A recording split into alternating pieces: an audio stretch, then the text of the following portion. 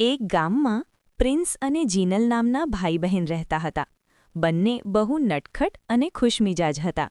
રોજ કંઈક નવી મસ્તી કર્યા વગર એમને ચેન પડતું નહોતું.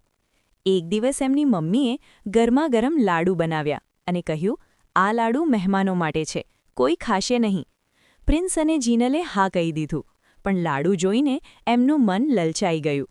જીનલે ધીમે અવાજે કહ્યું, "ચાલ, એક જ ખાઈએ, કોઈને ખબર નહીં પડે." પ્રિન્સ પણ રાજી થઈ ગયો. બંને ચૂપચાપ રસોડામાં ગયા.